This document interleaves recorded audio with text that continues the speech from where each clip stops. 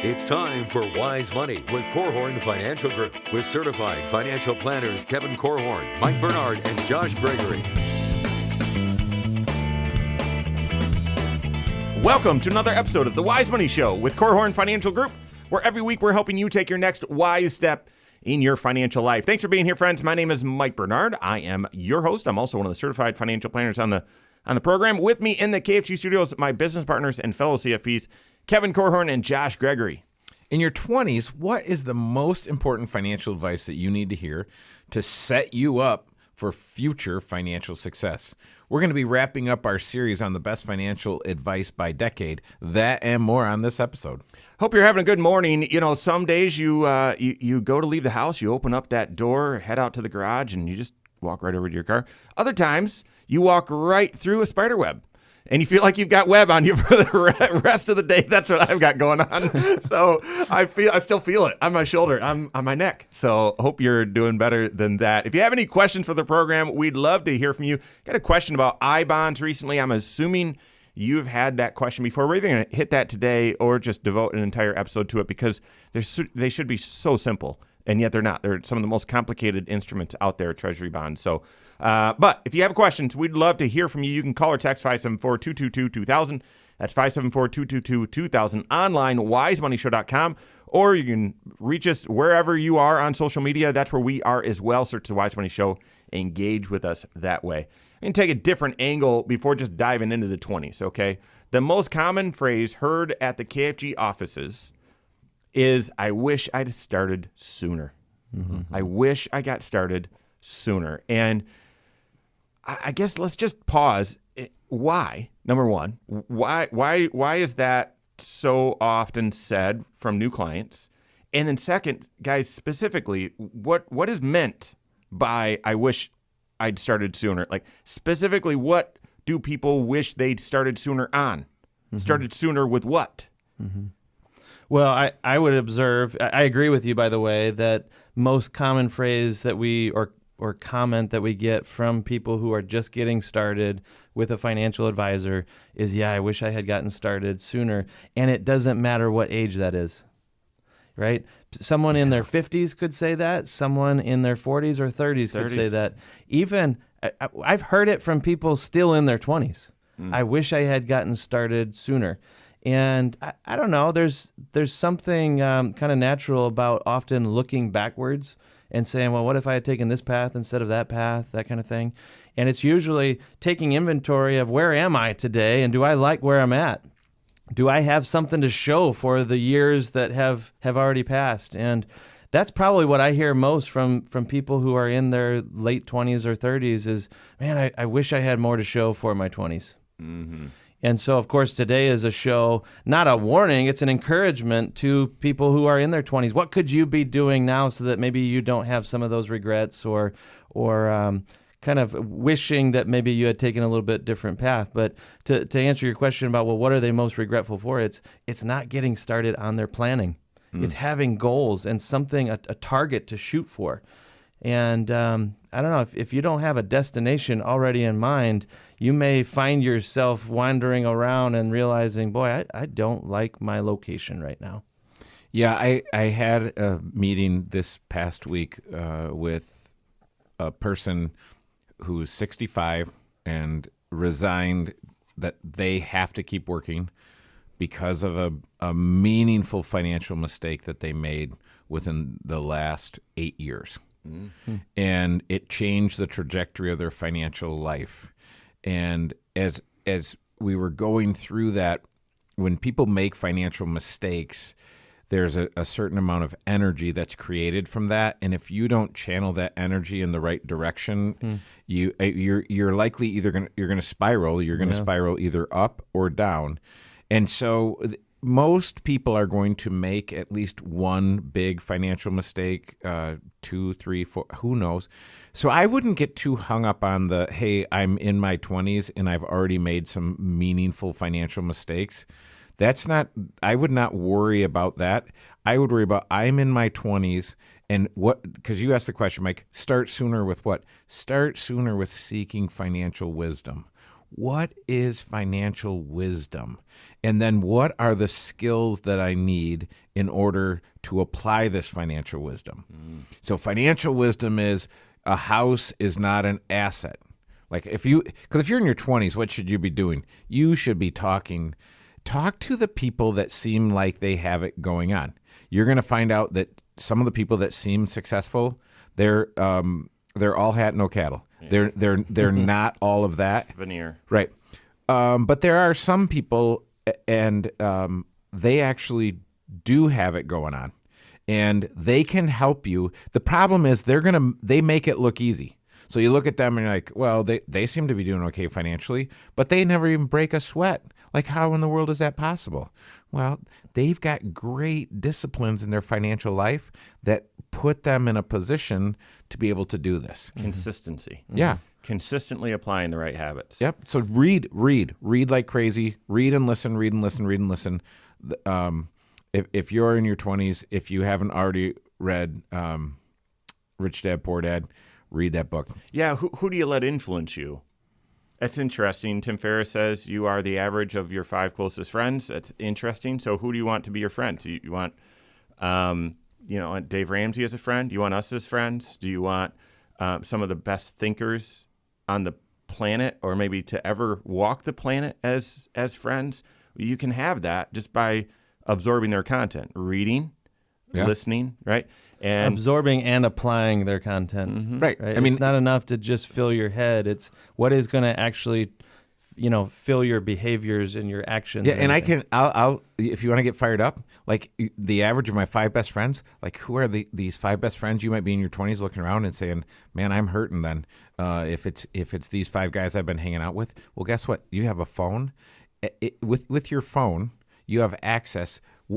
I'd say make Jesus your best friend. Start there. But I mean, you can have Jordan Peterson as one of your best friends. You can have a number of the smartest guys in the world. Thomas Sowell. I mean, I look at Milton Friedman. I look at all these guys, and I'm like, these guys talk to me. I hear them. It's amazing. Yeah.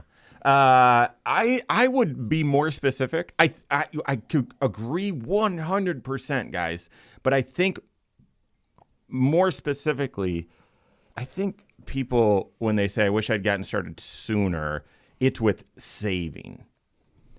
And I said I was going to be specific, and then I say that generally because it's a lot of times it's investing and saving for the future, but it's also saving for that emergency fund, saving for delayed spending, those sorts of things. Because if you don't have that emergency fund, or you haven't saved up for that upcoming known expense, then you're always going to feel like you're playing catch up and you're sort of cat and mouse.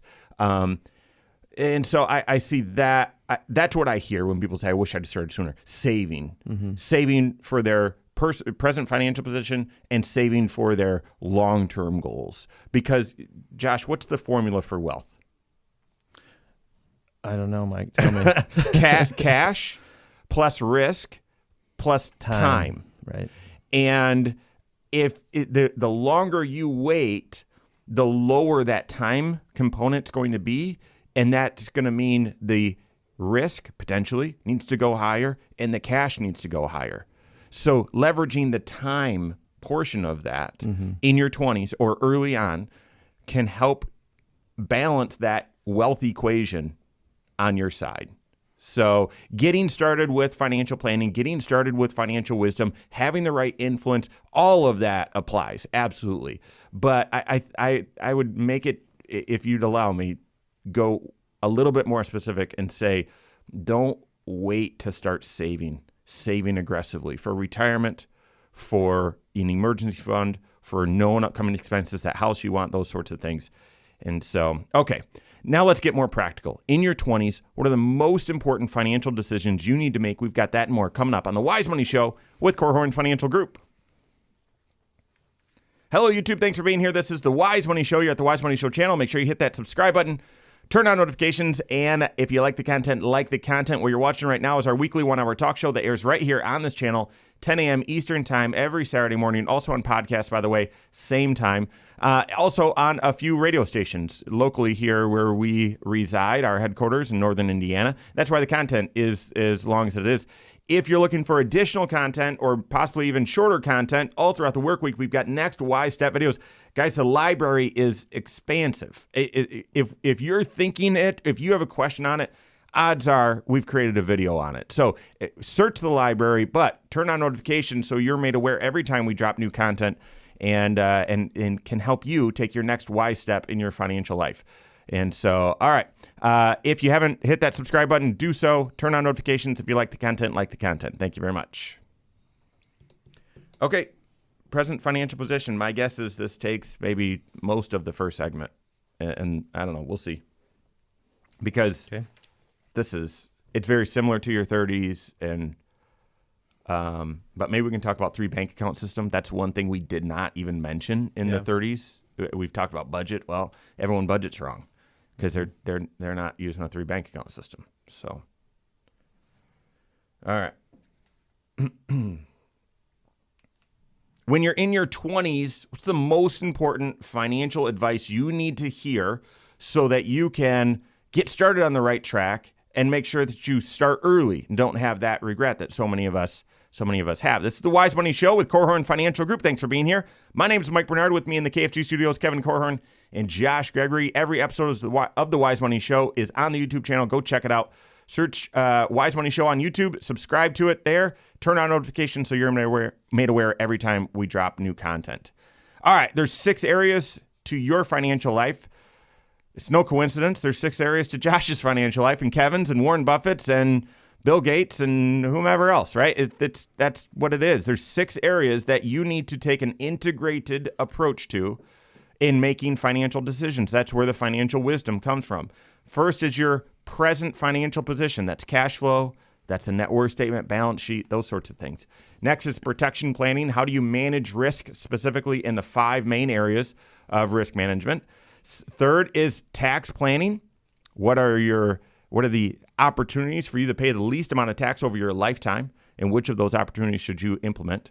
Fourth is investment planning. How much risk should you take? What are your strategies? Fifth is retirement planning. It's also college planning. Really, it's your long-term goals. Where are you today? What are those long-term goals? How do you build a track to get from here to there? And then how do you monitor your progress? And then the 6th area is estate planning. What are your intentions? What are your goals? If something happens to you, who takes over? What do you want to happen? That's all spelled out in your estate plan. Now, each of those areas, we can say them as 6 separate areas, but they're all together. They're integrated. And you've got to make financial decisions that bring synergy to those. So we're going to run around that circle and talk about each of those areas in your 20s. So present financial position. Well, your present financial position, it lays the foundation for all the other areas. It talks about where are you today, and getting yourself into a strong, healthy position today starts building more options for you out in the future. So, it's part of the reason why, boy, if you're getting started in life and for the first time you have a steady paycheck and you've got more income rolling in than you've ever known before, what a fantastic time to start building the discipline and the habit of managing cash flow. And, sometimes we call that budgeting or cash flow planning, but this is really you setting up a system to direct your own behavior. And it's not meant to be a straitjacket for you to put yourself in and to make life miserable. This is not some kind of self-punishment or anything like that. No, this is actually freeing. And I really mean that. That's not some kind of crazy spin I'm trying to put on this. If you have pre-decided that there's a certain portion of your income that's going to go towards the things that are most important to you, then you don't have to feel guilty about spending that money, even if that's on a vacation or, some entertainment or something that others might look at and say, boy, that's frivolous. Well, no, you budgeted for that, you planned for that, and you intentionally devoted some of your resources to it. But my hope would be that you are also really clear on what your long-term goals are, and you're doing the exact same thing there, that you are devoting some of your resources to the most important long-term objectives that you're trying to to achieve as well.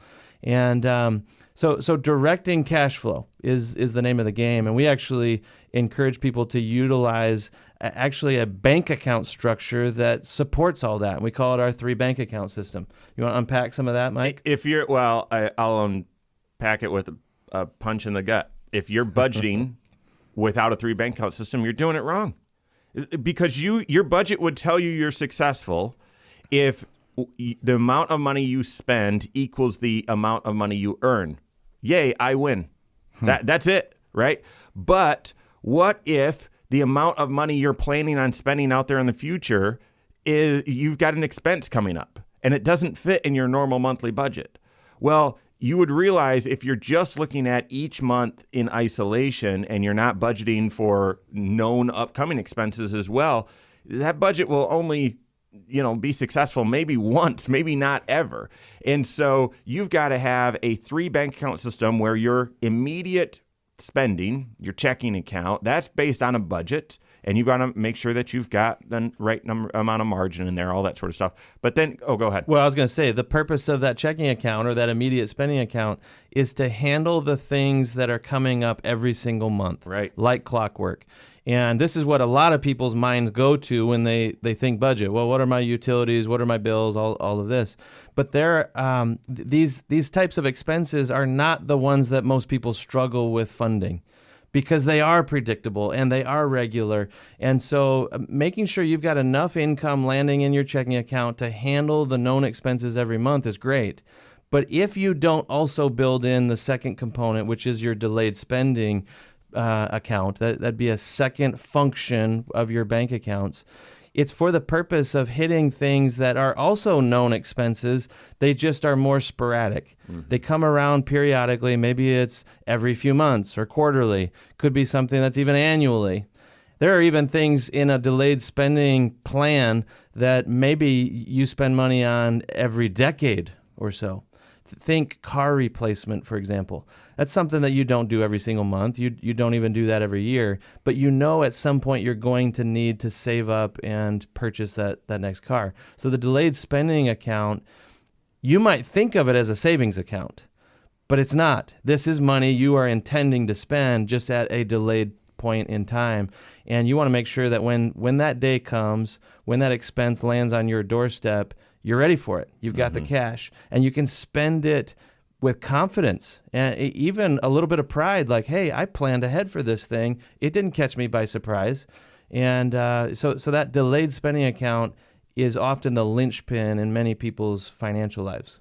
And I would always think with my spending, this is great. There's so much power in the delayed spending, because if you say, hey, I'm going to want a new car every 5 years, sweet, make that car payment to yourself. Mm-hmm. I can tell you what happens with people that have, I have some clients right now. They've done the delayed spending. They've got $50,000 in cash, and they're saying, we don't like what we can get for $50,000. But we're not going to go and spend $75,000. You know how easy it would be if you had almost nothing and you walked into the dealership to walk out with a $75,000 car? So much easier when you have no money. And this is the paradox. It does not make any sense. Mm-hmm. And you're like, so you're telling me if I have money, I don't want to spend it, but if I don't have money, I want to spend it. Exactly. That's exactly right. Mm-hmm. And it doesn't make any sense. So you fund these things because you say, hey, I want to do a travel thing.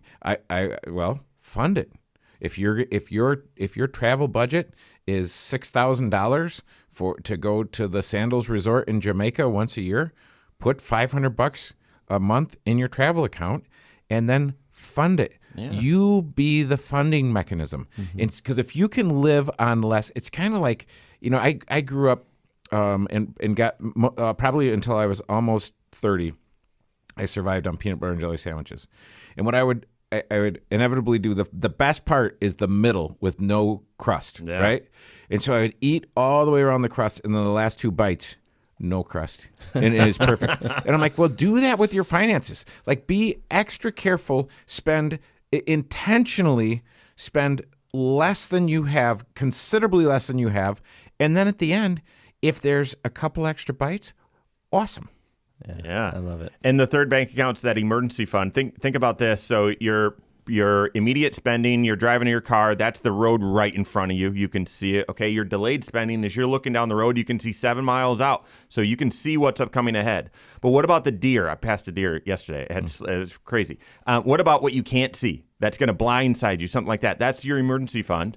And then your long-term savings, that's for the stuff more than 7 miles out. You can't see. The analogy fits perfect. The point is you've got to apply that and start that discipline specifically in your 20s so you don't have that painful regret of, gosh, I wish I would have started sooner. What about protection planning, tax planning, investment planning? We're going to hit all of that and more coming up on the Wise Money Show with Korhorn Financial Group. A big deer as well. So, Yeah, but you kind of sound like certain members of my family when you said, there's a deer, but I couldn't see it. I'm like, yes, you can. Yes, you can see the stinking deer. so I thought you were going to call him out for calling that crazy. Like, dude, they're everywhere. No, There no, was you no. always there was head a- on a swivel, buddy. Yeah. Nope. My Be dad, careful. my dad was an insurance adjuster, and he always told us, steer for the deer. Steer for the deer. Because do you know how bad the accidents are Yeah. when you don't hit the deer? So I could see the one in the Interesting. clearing, but then there was some brush that I couldn't see. You couldn't see through it, I guess, is what I was saying. There's the second one. You see the one. If you don't see the others, that's, yeah. Yeah, they come in batches of like 12 at my house, so you better just stop and wait for them to pass. All right. We'll definitely hit protection planning and tax planning in this one, this third segment. What are the most important decisions, financial decisions, that you need to take advantage of in your 20s, whether you're right now in your 20s or whether you're out there in your 50s, 60s, and you're thinking of your kids and grandkids? That's what we're talking about right now. This is the Wise Money Show with Korhorn Financial Group. Thanks for being here. My name is Mike Bernard. With me in the KFG studios, Kevin Korhorn and Josh Gregory. Stay up to date on all Wise Money content. Find us online, wisemoneyshow.com, and then all over social media, wherever you're at, we are there as well. Search the Wise Money Show. We're wrapping up our series today on the most important, the best financial advice by decade, okay? And we started at the older generation, started in your 60s, or excuse me, in your 70s, and then we've worked our way to last show in the series on your 20s. And the reason why we wanted to end here is so often the most common phrase from new folks coming into the KFG offices is, I wish I'd have started sooner. Okay, so this is sort of the cherry on top. Whether you're in your 20s, great, listen to this advice or give it to your grandkids or whatever.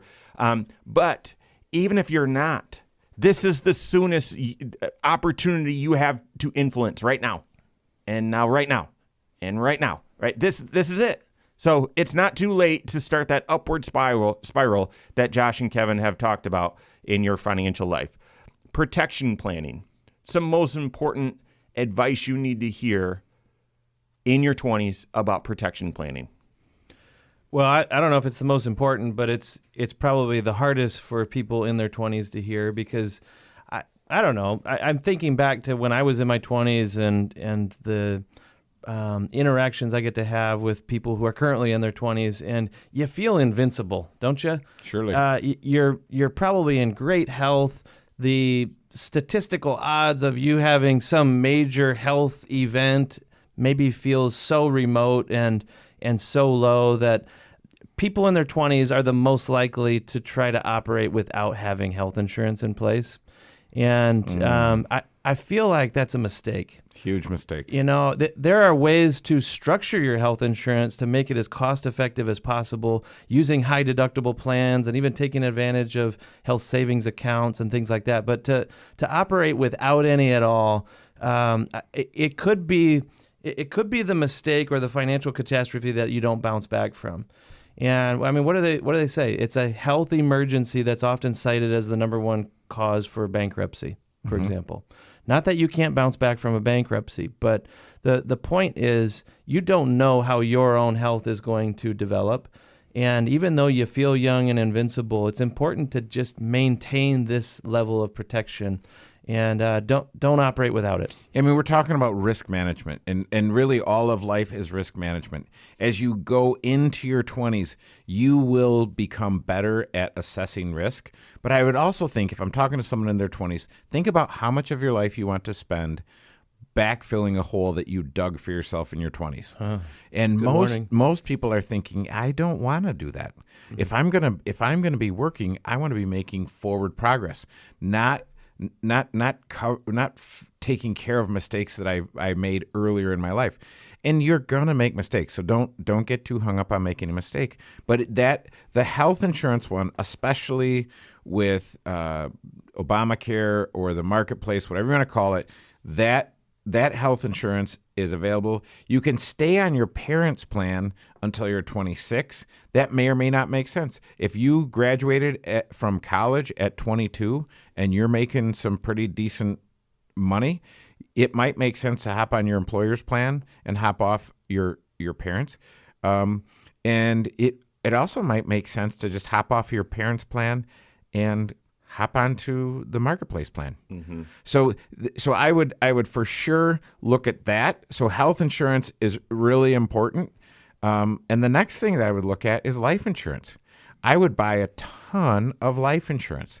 And you say, well, would I really buy it before I'm married and have kids and have education goals that I need to pre-fund and retirement? The case that you'd make for doing that is in essence, you insure your insurability. Yeah, right.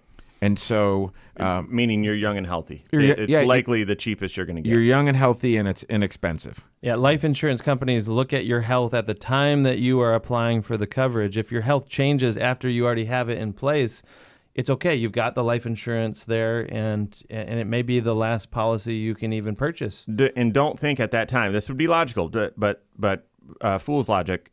Oh, well, I'm going to need different insurance when I get married, so I'll just buy this 10-year policy. No, lock in that young, healthy rate for as long as possible. Mm-hmm. Lock that in for 30 years, and then, yes, as life evolves, you'll add another policy on top of that one, but you'll keep that one because the rates are so good. I also think we're talking about, don't go commando without health insurance. I think that's the right phrasing. Without health insurance.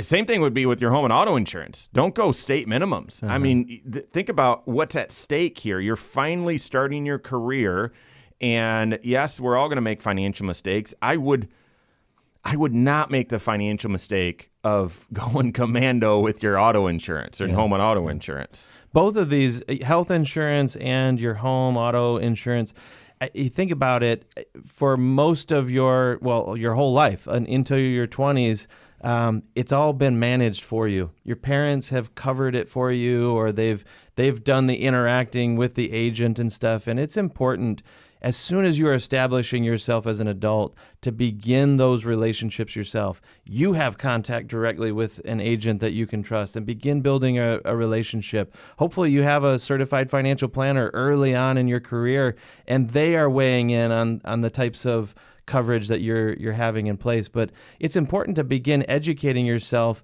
because you're taking over the reins. You now have your hands on the steering wheel, and it's important for you to educate yourself and be ready to make those decisions.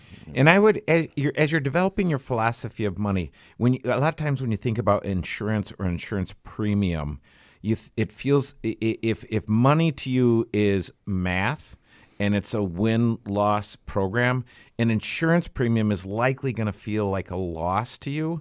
And I remember early in my career, I think this is the greatest career in the history of careers, to be a financial planner, because of all the things you get to learn and know. But I saw the financial impact of events that happened on people's financial lives. And it's not just their financial lives, but the other parts of their life. So I always carried a ton of life insurance, a ton of disability insurance.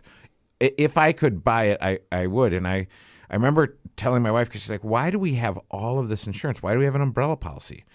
And I said, well, because as far as I've got it calculated with our financial plan, I'm going to have to work 3 years longer in my career because of all the money that we're going to spend on insurance over my career. But the good news is if for some reason, before I finish my career, I'm stopped out, you're protected. Yeah. And I remember when we lived on Lawrence Street, and my 75-year-old neighbor June said, "Why are you letting those kids climb in your tree? You shouldn't let them climb in your tree. If they fall out of the tree and break their neck." And my wife was saying, "Well, what should we tell June?" I'm like, "Honey, that's why we have an umbrella policy." Right? We're going to be at work. They're going to be climbing in the tree. We cannot be here at all times. To guard your tree. Yeah. That's why we write a check. Either we're going to be on risk for that, or we're going to write a check to the insurance company, and they will be on risk for that. I really want to hurt your feelings here. I mean, I've had a conversation with a client where he was calculating how much he spent each year on insurance, and he said, basically, I work the first 4 months of the year to pay for all the insurances. The other 8 months is really for taxes. Yeah. Don't tell this show is for people in their 20s. Okay, sorry. Don't scare them away. So that's interesting though. But it is important that you've got the right risk management so that you have the peace of mind to go swiftly after those financial goals that you're trying to pursue and the lifestyle and all of that that you're trying to balance in. So, all right, what about tax planning, investment planning, retirement planning? We're going to hit all of that and more coming up on the Wise Money Show with Korhorn Financial Group.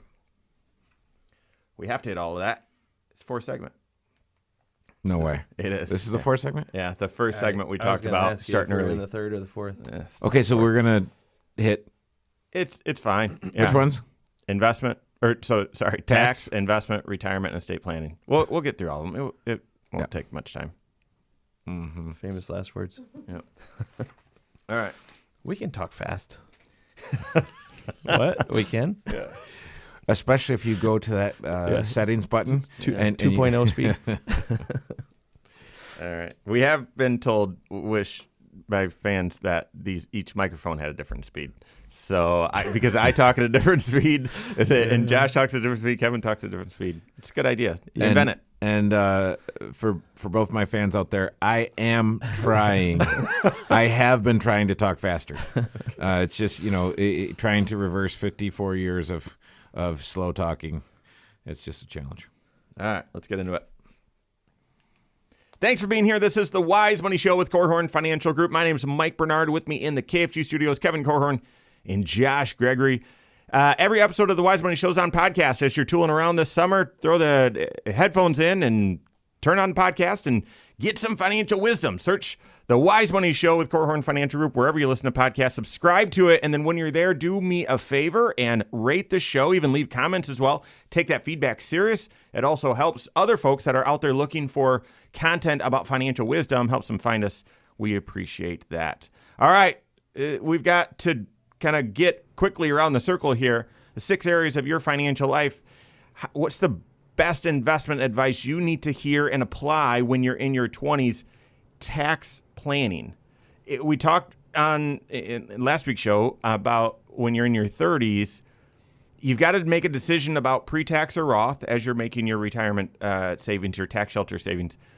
And advantage when you're young, advantage when you think you could earn more in the future, and advantage when the market's low. And gosh, in your 20s, it's very possible in your 20s you've, got some unique talent and have significant income and all that. But odds are you're going to be able to earn more in the future. And I mean, so how about this? When you're getting started at your employer, there's a decent chance they're going to want to auto-enroll you in that tax shelter retirement plan. And they're going to auto-enroll you in pre-tax, and they're likely going to auto-enroll you at 5% contributions, and auto-enroll you in either going into a target date fund or into cash. I wouldn't let any of those things happen. Right. The spirit behind it is right. Getting people started early is important. Encouraging them to be in the habit of contributing right out of the gate, it's important. Choosing an investment that takes time into consideration, that's important. But it doesn't mean that it's optimal, right? It doesn't mean that 5% is enough. I love the fact that they do auto-enrollment. In fact, that would be the challenge that I would give. In fact, I do give.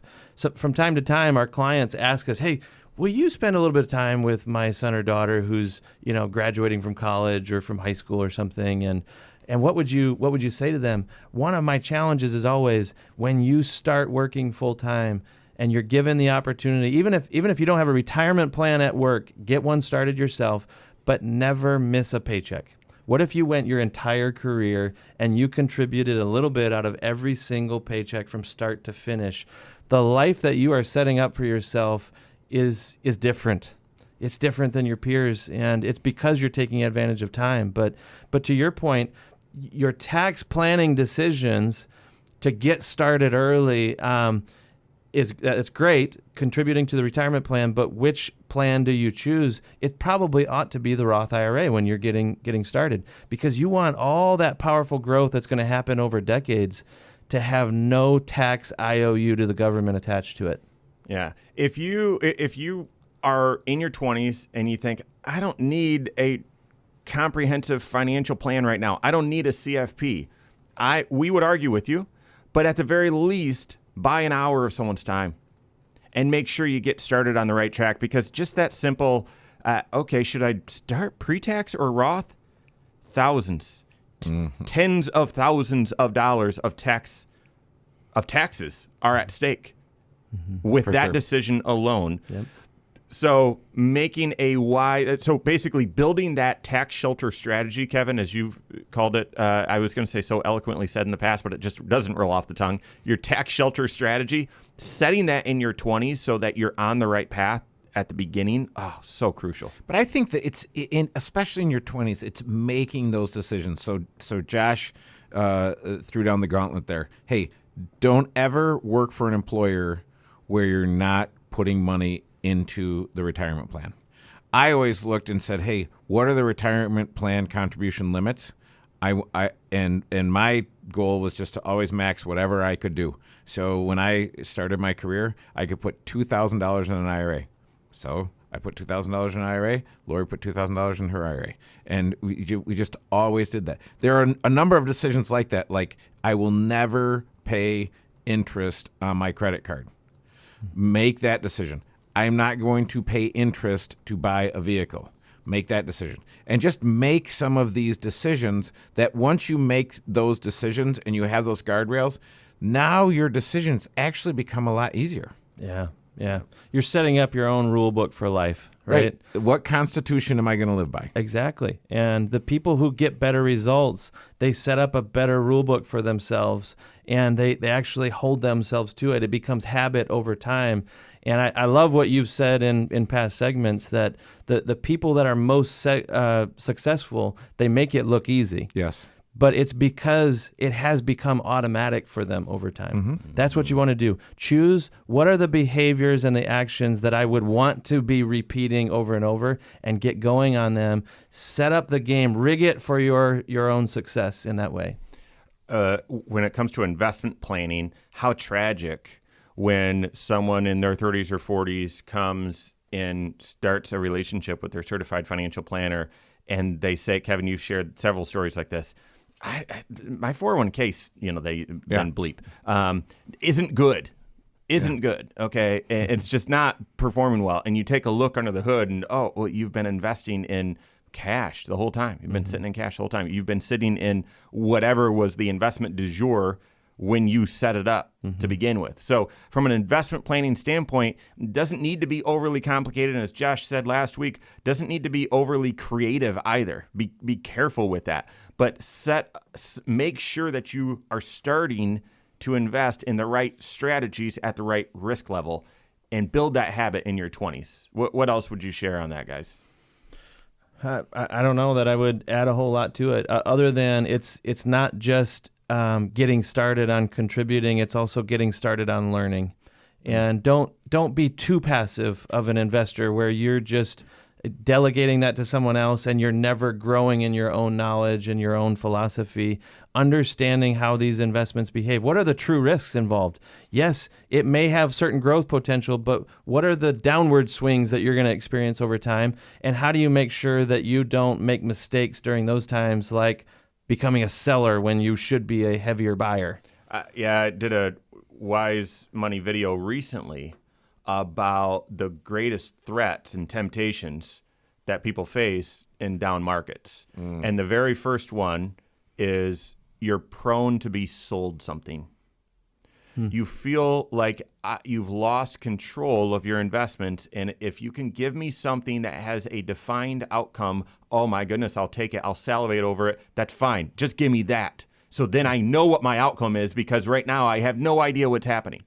That's just that is a awful decision, and it's many times a permanent decision.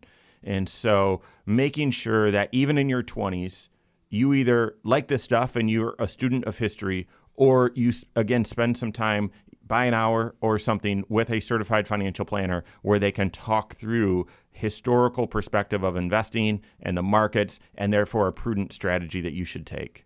Love it. The folks that you talk about Constitution, the ones like the folks where they say, yeah, my uncle always told me, my dad always told me, stay the course, right? You know what's going to follow. You know what they always say? They always said, stay the course. Worked out for them. I'm going to stay the course, right? Imagine, because last October, and we can't show this on the air right now, it'd be way too geeky, but last October, that's where the PE ratios and these things were threatening that, okay, this is getting kind of hot. It's like, if you extrapolate this over or compare it to history, geez, the next 5 years, we really shouldn't be surprised if the market's at the exact same level it is right now. But still, gosh, October, everyone wanted to buy more. They wanted to get really speculative. And now, when you don't want to, you actually look at that same chart and you say, well, geez, yeah, based on history, next 5 years, we should expect maybe 10, 12% rate of return right now. But no one wants to invest. You want to get out. So just be a student of history, have the right investment strategy. So retirement planning. I had one of our new all-stars here on the team, Ben Bullgreen, was doing some research. He's a student in human behavior. And fascinating, because the behavioral side of finance is just and it's so applicable. It's very interesting. But he talked about how the 65-year-old you is a stranger to the 20-year-old you.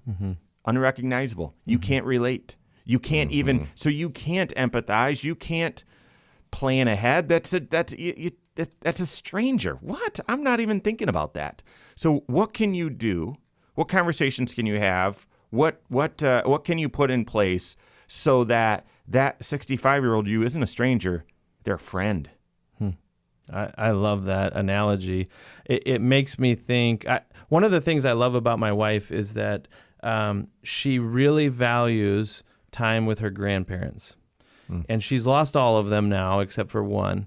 But how many of us take advantage of the time that we get with older generations, and we actually just sit at their feet and listen to stories and be reminded of what life used to be? And my wife actually has all of her grandma's diaries, and she's reading through them, and she's just understanding, wow, they struggled at earlier years just like we did, and they went through similar life cycles and things. But when you can see further down the road and someone can tell you what life looks like down the road, you will make different choices today. Oh, yes. Because you recognize, well, I'm going to be there someday, and I want the same opportunities or maybe better opportunities than what I'm seeing from earlier generations and things. So I don't know. Taking what you just said, Mike, I feel like spending time educating yourself on the future, what your future might be all the motivation that you need to get started early.